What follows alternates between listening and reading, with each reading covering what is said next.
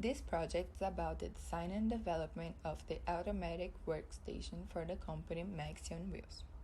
This workstation will be used for marking the execution of the X-ray test and heat treatment on the aluminum wheels.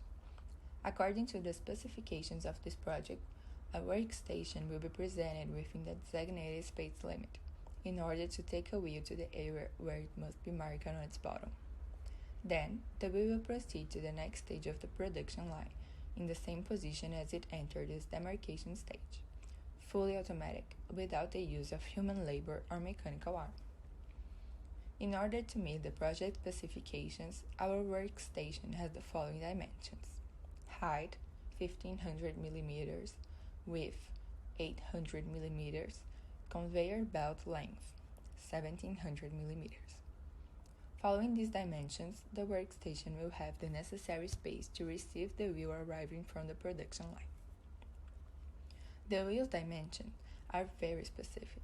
They can have a minimum diameter of 450 mm and a minimum height of 185 mm, up to a maximum diameter of 562 mm and a maximum height of 250 mm. To ensure that the wheel is in its correct position to be marked, an optical sensor will be used and machined on the workstation. There will be springs to give movement and lock the wheel at its right point. To lift the wheel from underneath so it can be marked, a rubberized piston will be used. The conveyor belt is fully automatic as well. It functions according to the movement of the rest of the production line. This conveyor belt has a custom rubberized rim at its tip to ensure that the wheels won't have any damage on them.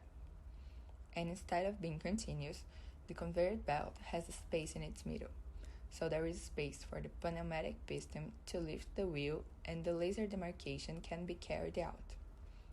The wheels will be guided by the sides of the conveyor belt. Once the wheels are positioned, the engraving laser will be activated and make the appropriate marking.